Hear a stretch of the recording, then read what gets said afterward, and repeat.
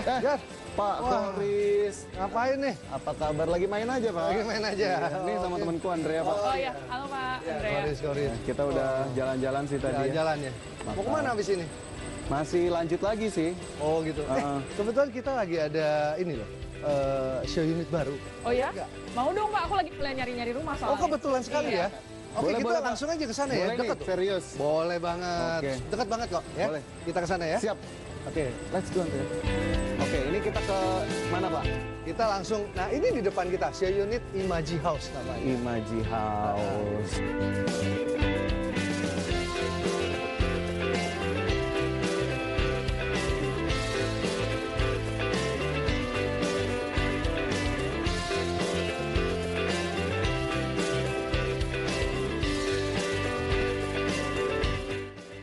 Nah, Pak Koris tadi kan udah janji nih ya mau ngajakin ke salah satu rumah contoh gitu ya yang lagi dikembangin sama BSD. Nah ini kita kayak udah nyampe.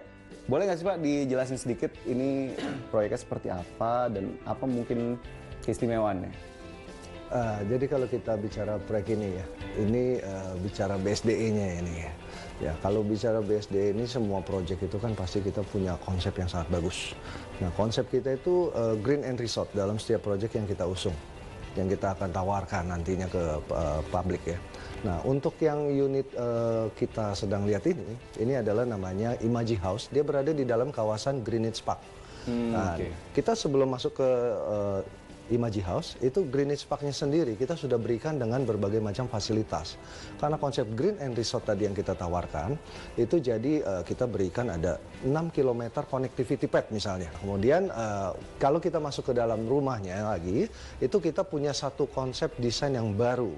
Ini namanya konsep kalau tadi Fajar lihat ya, dari depan itu ultra modern design namanya. Seperti itu, ya. Kemudian masuk ke dalam kan kita lihat di dalam ini ya, begitu masuk itu sudah dengan penyajian pintu kita berikan smart door lock system. Oh. Nah, jadi bukan pintu biasa lagi, itu smart door lock system bisa dioperate melalui handphone, ya jadi melalui sambungan 3G, kemudian PIN dan kartu. Ya, tapi tetap manualnya ada ya, kuncinya seperti itu. Oke, jadi ini kayaknya ultra modern gitu ya menjadi konsep utama. Tapi sejauh ini sudah ditawarkan ke masyarakat atau belum dan responnya seperti apa Pak? Kita sudah melakukan pre-selling unit rumah ini sejak di akhir Oktober. Nah, kemudian penjualannya langsung kita adakan di awal November, tepatnya di tanggal 1 November. Itu kita belum launching sebetulnya. Oh, oke. Kita belum launching, namun respon pasar sudah sedemikian besar sekali ya animonya ya. Dan itu kita jual untuk tahap pertama yang kita buka 155 unit, itu sold out. Wow. Oh, gitu. Oke. Sudah sold out, berarti responnya oke. Iya, saya bisa ikut di kelotren keberapa nih berarti? Nah, oh iya tadi Andrea juga kayaknya lagi mau cari-cari perumahan atau Iya, hunian gitu. makanya. Mungkin langsung aja tanyain Andrea. Nah, Boleh, biasanya boleh. kalau yang untuk milenial gini kira-kira ada produk-produk apa lagi Pak? Ya sebenarnya kita produk ini sudah kelanjutan dari produk kita yang sebelumnya ya, produk milenial juga. Itu ada Flick House dan Flick House Air. Itu yang kita pasarin di bulan September, Oktober. 2 klaster langsung kita buka dalam kurun waktu 1 bulan. Itu sold out. Nah, tapi nanti pasti akan kita kembangkan lagi satu konsep yang benar-benar memang rumahnya itu compact ya, cocok buat millennials. Nah, kemudian kita keluarkan namanya Imaji House. Jadi temanya Imaji House itu kita ingin membawa sebenarnya imajinasi yang sudah di kepala ya, tapi jadinya cuma angan-angan. Nah, itu yang ingin kita realisasikan ke dalam bentuk produk rumah ini. Oke, Seperti jadi itu. ternyata bisa direalisasikan. Ternyata begitu bisa ya. direalisasikan. Dan ini bisa salah satunya untuk millennials juga, Pak. Iya, pasti. Ya, bayangkan ya, ini kan kita konsep terbaru compact house itu harus bukan hanya smart home, ya, tapi kita juga combine dengan smart furniture. Ya, ini kursi sofa yang kita dudukin, ini bisa jadi sofa bed. Oh, kayak multifungsi ya jadinya Multifungsi. ya. Nah, tadi milenial sudah ditanya sama Andrea gitu. Sekarang nih pengembang properti banyak juga yang mengusung konsep TOD, Pak, Transit Oriented Development. Betul. Nah, ini kalau dari BSD sendiri seperti apa? Nah, kalau bicara BSD, mungkin secara fasilitas ya sebetulnya sudah sangat lengkap lah. Kalau bicara fasilitas A sampai Z sebetulnya, Ya. ya itu sudah ada semua. Kecuali Z Plus-nya ini ya, nah, itu yang sudah nggak sih. Kita tidak di sana. Nah, fasilitas itu sudah mencakup penataan kota yang cukup terpadu, tertata, dan terintegrasi sebetulnya. Gitu. Nah, kalau sudah bicara terintegrasi seperti itu, ya mungkin di media juga kan sudah ada beberapa state ya, bahwa ibu kota baru aja condong melihat contohnya adalah BSD gitu Kota kan. mandiri soalnya. Kota mandiri, bahkan sekarang bukan hanya mandiri ya, ini sudah menjadi satu township terbesar yang ada di Indonesia kalau saya pikir. Mungkin terbesar dalam arti bukan karena lahannya 6.000, yang di atas 6.000 banyak. Mungkin ada 10.000, belasan ribu, tapi dengan konsep township 6.000 hektar dan masih dikembangkan secara berkesinambungan, ya masih treknya panjang nih, konsisten ya pembangunannya, itu ya di BSD. Oke. Bahkan kita, kalau tadi Mas Fajar bilang TOD, ya, nah, itu yang menjadi target utama kita justru. Karena kita sudah punya 3 stasiun yang melintas di BSD sebetulnya. 3 stasiun. Iya, 3 stasiun kereta komuter line. Itu yang dari Jakarta ke BSD. Ya, ada Rawabuntu, kemudian ada Pasar Serpong dan Cisauk yang terakhir. Nah, mungkin Cisauk udah pernah dengar. Iya. Di Viral tuh, YouTube Pak, kemarin ya. Nah, itu menjadi satu stasiun walaupun di kawasan Cisauk, tapi itu modern sekali. Nah, itu kita terintegrasi dengan satu konsep kawasan kita namanya intermoda. Nah, jadi ini menjawab yang tadi TOD ya. Nah, ngomong-ngomong soal investasi nih ya, kira-kira kalau menurut BSD ini kira-kira gimana nih untuk milenial punya properti jadi investasi? Kalau bicara properti menjadi satu media investasi itu pasti lah ya, udah turun-temurun sampai sekarang pun itu menjadi satu investasi yang pastinya sangat baik. Ya karena kita melihat tanah itu kan tidak mungkin ada tercipta 2 kali ya, apalagi lokasinya juga, ya kan? Tapi kalau misalnya yang lain-lain itu bisa diulang gitu. Oke. Kalau properti, once kita sudah dipegang misalnya dengan developer Sinarmas Land, lokasinya di sentral BSD, dekat fasilitas. Nah, itu yang pasti menjanjikan landed value ke depan pasti akan naik. Oke, Pak Koris, tadi kita udah dapat cukup banyak penjelasan ya, Andrea, tentang Imaji House, tapi kita juga pengen banget nih, kalau bisa diajak Pak keliling-keliling ke lokasi yang lain juga. Oh boleh, habis ini kita langsung ke lokasinya ya, kebetulan juga nanti ada direksi kita sudah menunggu di sana. Yuk Pak, mari Pak. Oke, yuk mari.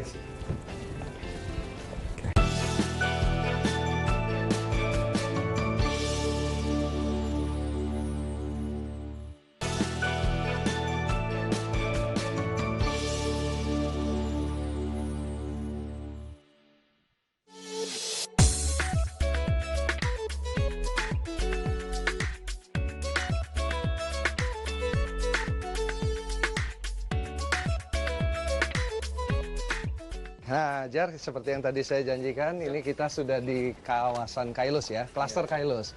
Nah, ini sudah ada Pak Hermawan Wijaya. Halo, Apa kabar? Andrea? Iya. Jadi mau ngobrol lebih banyak nih Pak, tadi sudah diajak sama Iya. Pak Koris juga. Oke, silakan. Kita welcome. Ya. Terima kasih Oke banyak, ya, Pak Koris. saya tinggal Sampai ya. jumpa lagi. Oke, terima kasih. Yuk, mari Pak Fajar, mari Andrea, silakan.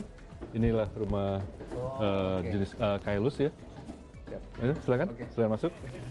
Oke, kita udah sampai di lokasi berikutnya tadi Pak, setelah ngobrol banyak sama Pak Koris gitu ya. Iya. Produk-produk BSD tadi kita udah ngobrol cukup banyak. Tapi kayaknya saya dan Andrea belum begitu tahu nih Pak, sebetulnya portofolionya BSD itu cuma perumahan aja atau gimana Pak? Oh, untuk portfolio BSD itu sangat banyak sekali ya. Semua segmen produk properti itu kita miliki. Ya, dari rumah, dari komersial, dari apartemen, ruko, termasuk kafling buat komersial. Ya. Artinya apa? Artinya di BSD, khusus di BSD City ini kita juga menyediakan lahan komersial untuk rumah sakit, atau orang mau bikin kantor sendiri, atau showroom, atau kampus, macam-macam. Oke, jadi cukup banyak. Ternyata Cukup nggak cuma banyak. rumah ya Pak ya? Nggak cuma rumah. Dan mengenai lokasi pun juga sebenarnya BSD secara keseluruhan portfolionya itu memang sebagian besar lokasinya di Jabodetabek. Ya, selain Jabodetabek kita juga memiliki proyek-proyek di Surabaya, Balikpapan, Samarinda, Makassar, Manado, Palembang, dan Medan juga, dan Semarang. Jadi cukup, Ya, sebenarnya. ya menyeluruh. Ada 9 kota besar kita 9 portfolionya. kota besar di Indonesia. Betul. Cuma memang mungkin saya dan Andrea karena kayaknya kita familiar BSD ada di Serpong gitu ya. Iya. Jadi mungkin di sekitaran Jakarta. Ya. Nah, mungkin dari produknya ternyata sudah cukup banyak gitu. Tapi jika kita lihat lagi kayaknya sukses banget gitu ya Andrea ya untuk BSD sendiri. Kalau Andrea ada yang mau ditanya nggak? Nah, ini aku kan tadinya anak sales nih. Nah, kalau dari sales marketing itu strategi marketingnya sebenarnya gimana sih Pak sebenarnya? Baik, untuk strategi marketing sendiri kan tentunya kita akan melihat apa sih kebutuhan dari buyer ini ya kan ya. Yang pertama kita lihat dari kemampuan daya beli dulu ya kan ya. Nah selama ini memang 5 tahun terakhir ini kita tahu bahwa bisnis properti ini kan agak slow gitu ya, agak stagnan gitu ya. Nah ini bagaimana kita cara mensiasati agar apa yang udah kita targetkan itu kita bisa capai pada akhirnya ya. Nah kebetulan memang ke segmen daripada BSD ini kita masuk dalam segmen menengah atas ya. Dan itu pun juga dibatasi oleh wilayah ya. Demand untuk ke daerah Jakarta tentunya akan berbeda dengan daerah lain. Nah kita bicara Jabodetabek itu 10% dari penduduk Indonesia itu sebenarnya kan di daerah Jabodetabek. Ya 25 jutaan itu tinggal di daerah Jabodetabek. Dan urbanisasi juga cukup tinggi ya kan. Jadi kita coba manfaatin urbanisasi, peningkatan jumlah penduduk, kemudian daya beli juga. Ya. Nah kebetulan untuk BSD City sendiri, karena ini kawasan township development, jadi kita sebenarnya melayani semua segmen. Semua segmen Pak? Semua segmen, ya. Jadi kalau kita balik lagi ke sejarah BSD City sendiri ini, itu kan kita mulai bangun Serpong ini atau BSD ini dari tahun 89. Oh dari saya lahir Pak? Oh begitu. Cukup lama berarti cukup ya? lama ya. Jadi dari 89 itu kita bangun dengan tipe rumah kecil ya, dan itu bisa tumbuh karena lahan yang disediakan juga atau plot ratio-nya juga cukup besar ya tanahnya. Dan dulu dikenal dengan rumah-rumah BTN. Oke. Nah tadi Pak Her sempat singgung awal mula BSD itu dulu dalam tanda kutip rumah-rumah BTN begitu ya, rumah-rumah yang skala yang kecil. Nah kalau sekarang ini kan masif juga nih Pak pengembangan rumah subsidi begitu ya dari pengembang-pengembang lainnya. Kalau BSD sendiri melihat hal itu sudah ke arah sana juga atau justru memang punya segmentasi yang berbeda? Ya, oke. Memang pemerintah sih mensyaratkan dengan peraturannya memang ada ketentuan pembangunan rumah 1, 2, 3 ya. 1 rumah mewah, 2 menengah, 3 rumah kecil atau subsidi. Nah sebenarnya kalau kita hitung total unit rumah yang dibangun oleh BSD dari awal itu sebenarnya udah hampir memenuhi yang 3 itu sebenarnya. Posisi 3. Jadi kita sebenarnya udah pindah ke yang 2 dan 1 ya, boleh bilang begitu. Cuman untuk lebih lebih membuat BSD ini lebih hidup lagi, tentunya kan tidak mungkin kita hanya untuk menengah atas saja gitu ya. Yang 3 pun juga kita support ya, bisa dalam bentuk apartemen yang harganya di bawah 500 kita juga punya gitu ya. Berarti menyesuaikan untuk budget masing-masing masyarakat ya sebetulnya. Betul. Kalau sampai yang di bawah itu pun yang sesuai dengan rumah subsidi itu kita pun juga sedang menyiapkan lahan untuk memenuhi yang 3 itu lagi. Jadi memang sedang menyiapkan. Tentunya ingin berpartisipasi juga begitu di program yang memang dicanangkan pemerintah. Nah sementara tadi Pak Her sempat juga menyinggung strategi marketing gitu ya. Dari strategi yang udah diterapin Pak, itu hasilnya gimana Pak? Mungkin juga banyak juga yang penasaran juga akhirnya gimana sih capaian dari BSD sejauh ini? Ya tentunya masing-masing perusahaan punya strategi sendiri gitu ya. Kita pun juga mempunyai strategi sendiri yang saya rasa mirip-mirip dengan developer yang lain ya. Cuma keunggulan kita di sini bahwa luas lahan yang kita kembangkan ini masih tersedia dengan besar sekali, sehingga kita lebih lebih fleksibel dalam menentukan konsep, lokasi dan sebagainya. Target segmen marketnya pun kita juga coba lebih presisi gitu ya. Seperti tadi Imaji House yang tadi Fajar sama Andrea lihat ya kan ya. Ya itu kan rumah kecil juga enggak, ya kecil tapi compact gitu ya. Termasuk furniture di dalamnya juga. Jadi itu lebih targeted segmen marketnya ke anak muda atau yang sudah milenial yang udah married punya anak 1 atau 2 masih bisa. Oke, siap. Nah itu tadi strategi marketingnya udah, capaiannya juga sudah gitu Pak Her. Kalau kita lihat kontribusinya sampai sejauh ini dari lini bisnis itu apakah memang residensial atau perumahan masih yang jadi penopang utama atau gimana Pak? Iya, terus terang untuk target 2019 sendiri itu kita antara porsi komersial sama residensial itu hampir sama komposisinya ya, hampir 50-50% lah ya. Oke, udah banyak banget Pak yang kita obrolin ya Andrea juga. Tapi mungkin Andrea masih ada mau ditanyain nggak? Iya Pak, jadi tadi aku dengar dari Pak Koris kan fasilitasnya lengkap banget nih ya. Iya. Nah, tadi aku dengar soal courthouse-nya. Oke. Mau lihat Pak? Oh, boleh sekali. Boleh, boleh. Jadi kita memang ada beberapa clubhouse ya. Rata-rata mungkin di satu klaster itu ada dua atau tiga clubhouse. Seperti di klaster Green di sini ada 3 clubhouse yang berbeda ya. Tapi nanti kita akan lihat salah langsung satu ya, Pak? Ada salah satu di The Park clubhouse-nya ya. Oke. Mari. Siap. Boleh. Boleh. Ya.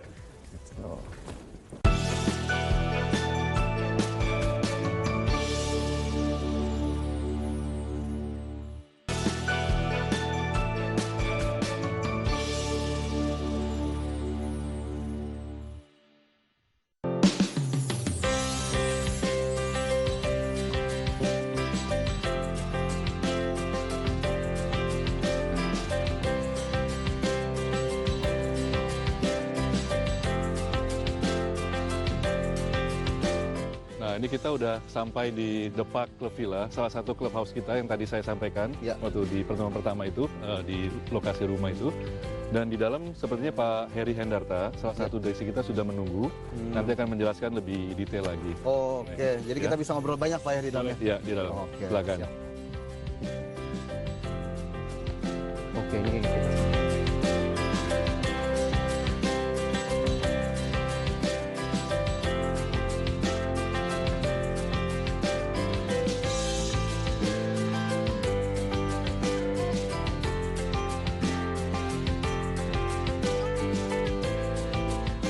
Nah, itu Pak Heri sudah menunggu kita. Halo Pak Andrea.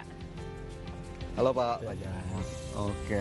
Ini terima kasih banyak Pak Herwan sudah dianterin juga nih, kita jadi bisa ngobrol lebih lanjut. Ya. Pak Her, tadi cukup banyak yang udah kita obrolin Pak. Tapi yang masih ingin saya tanyakan sebetulnya posisinya BSD ini sebetulnya di industri properti seperti apa sih Pak? Boleh dijelaskan mungkin? BSD di properti adalah salah satu developer dengan land bank yang terbesar saat ini ya. Dan juga kita mempunyai solid team dan profesional, dan kita juga mencapai pendapatan yang cukup baik di 2019. Oke, jadi bisa dibilang sebagai salah satu market leader juga nggak sih Pak di industri Ya. properti? Boleh dibilang seperti itu. Oke, boleh dibilang seperti itu. Tapi jika kita lihat sekarang Pak, ini dalam tanda kutip ada sedikit kerusuhan begitu di industri properti. Nah, BSD memandang hal itu seperti apa Pak? Ya saya rasa tahun lalu dan tahun ini memang konsolidasi. Tapi memang kita secara corporate kita juga berusaha untuk supaya kita juga bisa mencapai target-target kita, terutama di tahun 2019 ini. Jadi kita berusaha sekuat tenaga untuk bisa mencapai pencapaian target kita. Oke. Nah, ngomong-ngomong soal achievement dan target juga, kira-kira challenge-nya tahun ini apa sih Pak sebenarnya? Oke, kita lihat bahwa memang industri properti ini kan sejak ya 4-5 tahun yang lalu ini itu cukup menantang ya, stagnan ya. Tetapi 2018-19 memang tahun pemilu juga di Indonesia. Dan itu sudah dilewati juga tahun 19 ya. Dan kita lihat bahwa memang di kuartal keempat ini kita cukup bagus ya, cukup sukses dengan beberapa launching yang baru-baru ini dengan Imaji House tadi ya kita udah lihat. Ini contohnya ya, itu sangat sukses sekali untuk di daerah BSD ini atau daerah Serpong ini. Dan kita yakin bahwa untuk 2019 ini kita akan mencapai apa yang sudah kita targetkan, yaitu 6,3 itu. Challenging untuk tahun depan tetap pasti mungkin ada, ya tetap ada. Tapi kita melihat bahwa 2020 nanti ke depannya mungkin lebih baik daripada 2019. Nah, achievement-nya nih Pak, untuk tahun 2019 ini. Nah, tadi seperti dijelaskan Pak Hermawan, memang kita optimis untuk mencapai target 6,2 T ya. Dan sampai September kita sudah mencapai 5,9. Jadi saya rasa kita bisa mencapai untuk tahun ini. Ternyata achievementnya sudah cukup cukup strong juga nih Pak sampai September tadi ya. Ya. Oke. Nah tapi kita lihat tadi lagi-lagi nih saya penasaran banget sama kelesuan properti Pak. Akhirnya gimana caranya BSD itu bisa menjaga stabilitas pendapatan? Apakah kemudian recurring income gitu. Ini bisa kita bilang pendapatan berulang menjadi salah satu kunci atau seperti apa? Ya, saya rasa recurring income menjadi target kita juga. 20-30% dari pendapatan kita adalah dari recurring income, dan kita marketing sales juga, revenue juga kita tetap konsisten. Jadi dua-duanya kombinasi yang kita rasa menjadi fundamental kita. Oh, oke, menjadi fundamental kita. Nah, selain itu Pak, target 2020-nya kira-kira gimana nih Pak? Bisa di-share nggak nih Pak? Mungkin Pak Hermawan. Siap. Baik, mungkin ya seperti Andrea tahu bahwa ini kan udah akhir tahun ya. Iya. Biasanya memang kita mulai nyusun budgeting untuk 2020 itu di saat-saat sekarang ini. Nanti awal tahun depan, Januari atau Februari awal, biasanya kita akan umumkan target angkanya, kemudian strategi apa untuk mencapai target 2020 tersebut. Jadi bersabar dulu. Oke, betul. Tanggal mainnya berarti ya. Tanggal mainnya Iya. masih di finalisasi Masih gitu di Pak. finalisasi. Nah, tapi mungkin udah ada gambaran dong Pak, Pak Hermawan, Pak Heri begitu apa yang akan dilakukan di tahun-tahun mendatang. Rencana atau strategi atau mungkin ekspansi usaha ada yang sudah mulai disiapkan Pak? Untuk BSDE kita masih fokus di land bank kita yang existing dan proyek-proyek yang ongoing, karena kita masih mempunyai cukup besar land bank di proyek-proyek yang berlangsung sekarang. Kita masih fokus. Oke, jadi land bank-nya masih fokus. Memang ini jika kita bilang land bank gitu memang masih cukup besar Pak sampai dengan sejauh ini? Cukup besar. Ya, kita masih optimis di land bank yang existing ini kita masih bisa mencapai target untuk tahun 2020. Oke, ini jadi salah satu dalam tanda kutip keunggulan juga dong Pak untuk BSD ya? Oh, jadi keunggulan juga gitu Itu ya? jadi keunggulan. Jadi mungkin saya tambahkan dari Pak Heri tadi mengenai land bank. Ya. Sejauh ini secara konsolidasi BSD memang masih mempunyai lahan in total ya, sekitar 4.700 hektar. Dan land bank yang terbesar memang berlokasi di BSD City ini, 2.500 hektar untuk land bankingnya. Oke. Ya, jadi dengan luas lahan yang 4.700 hektar itu, ya tadi sudah kita sampaikan bahwa itu cukuplah untuk 20-25 tahun pengembangan masih bisa. Pengembangan masih bisa. Oke, jadi kinerjanya cukup oke, land banknya masih cukup besar. Tapi kemarin pemerintah ada rencana nih Pak, ada ibu kota baru katanya di Kalimantan Timur. Nah, Pak Heri atau Pak Hermawan dari sisi BSD apakah sudah menuju ke arah sana juga atau justru sudah mulai jangan-jangan Pak? Kebetulan kita memang ada beberapa proyek existing di Kalimantan Timur ya, khususnya di Balikpapan. Kita punya land bank sekitar 220 hektar. Dan juga di Samarinda kita juga ada land bank sekitar 200 sampai 300 hektar. Jadi kita juga mendukung program pemerintah ya, dan juga kita melihat optimisme untuk kita bisa juga melakukan penjualan yang baik. Oke, jadi mendukung gitu ya. Tapi apa yang kemudian akan dilakukan lagi Pak terkait dengan rencana itu? Pastinya ada peluang-peluang yang bisa dimanfaatkan dong Pak. Bikin baru lagi, proyek baru lagi di sana atau seperti apa? Karena land bank kita masih cukup besar di Kalimantan, juga kita masih fokus terhadap ya land bank existing, proyek-proyek existing. Oke, jadi masih fokus ke proyek-proyek existing begitu ya.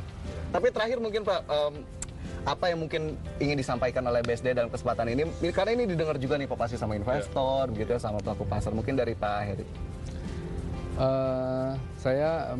Kami berharap ya tahun 2020 akan lebih kondusif. Lebih kondusif. Ya, tentunya dengan pemerintahan baru yang terbentuk dengan kabinet dan seluruh aparatur, kita berharap lebih kondusif untuk bisnis properti, dan juga ya, masyarakat bisa juga menikmati ya investasi di properti dan juga memiliki produk-produk BSD.